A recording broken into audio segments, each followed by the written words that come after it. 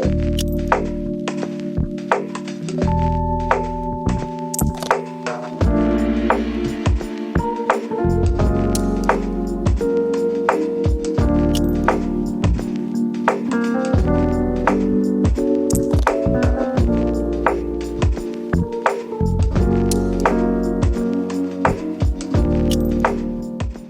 are entering the book haul portion of this video, which honestly, in my opinion, is probably the most exciting part because that's the one that I always look forward to when I watch these videos, because who doesn't love a good book haul? So we have quite a few books here, almost 10. Let's just get into it, and I'm so excited to show you guys all the books that I got from bookstores and also just online and as gifts from the holidays. The first book I got is The Nightingale by Kristen Hanna. I actually bought this, I think, on Black Friday because it was on sale, and I went on a trip for the holidays and I came back and this package got delivered to my door. So very excited that I got to unbox this. I have not read a Kristen Hanna book yet, and I know one of my goals for 2024 was to read a Kristen Hanna book. That did not happen. However, I'm very excited to read this book. I also have Firefly Lane by her over on my shelf there. It's out of, you can't see it in frame. But now I have 2 books of hers. Hopefully I will get to reading this at least in 2025.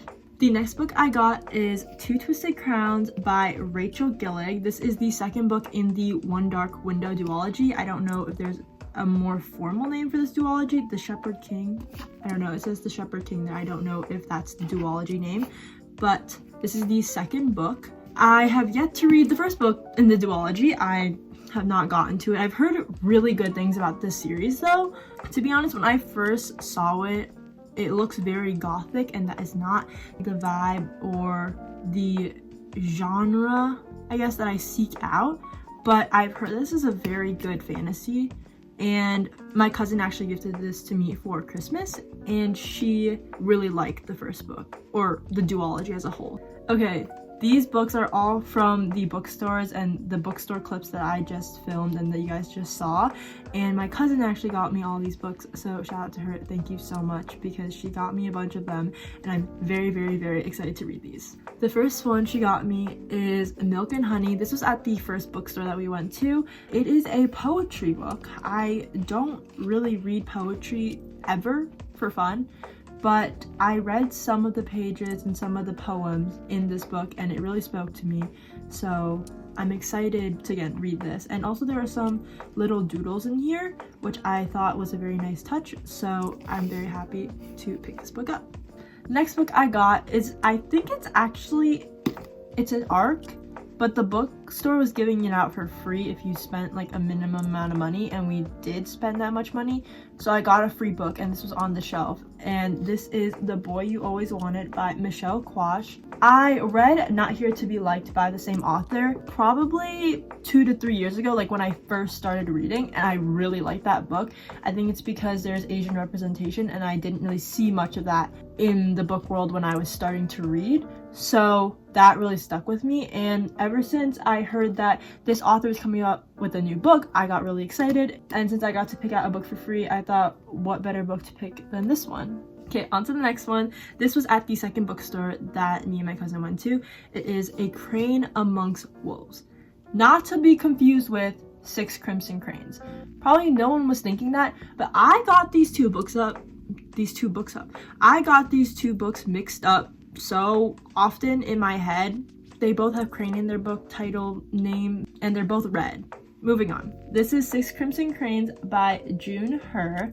I don't really know what genre this is. I just know there's like historical elements, side plot, romance, maybe. High stakes. There's high stakes in this, I'm pretty sure. Like, I'm 64% sure. 64% sure is not a lot. So definitely still need to do my research on this. Kind of playing it to go into it blind, but I think that the cover art is so pretty. Hello? Maybe it's just me. I think that the cover art is insanely cool. Can't wait to read. The last book that I got from the second bookstore is An Ember in the Ashes by Sabah Tahir. This is the first book in the An Ember in the Ashes series. I'm pretty sure there's 4 books in the series. yeah, they're showing the other 3 here. I know that this is not a new series whatsoever, but I'm pretty sure they redid the covers and then it's kind of been gaining more popularity because the covers are really cool. I am really loving the red, like the bold colors, and then like these are all also bold colors, and most of the time I like paperback, so I love that they came out with paperback for this version. Okay, we have 3 more books left, and these last 3 books are from my parents. So this one has a curse word in the title, but it is The Subtle Art of Not Giving a Beep.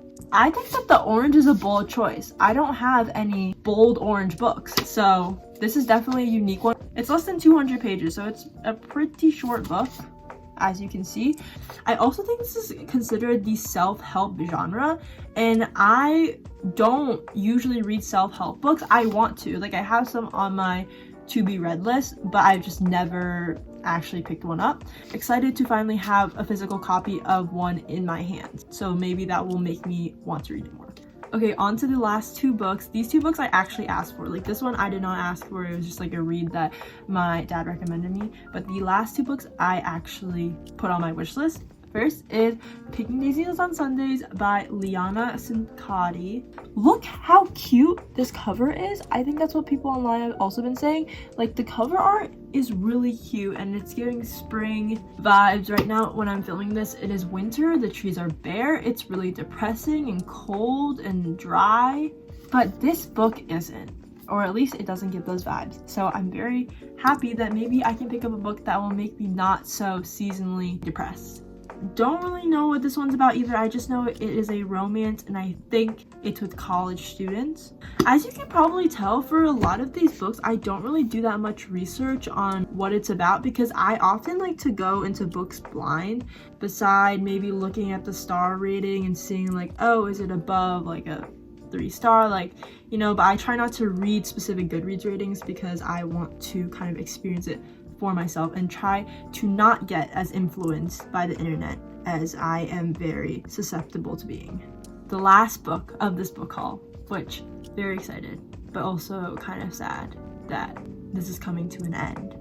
It is none other than 11/22/63 by Stephen King. Ladies and gentlemen, she's thick. It's like a hardy book. Don't know if you can tell how thick that is.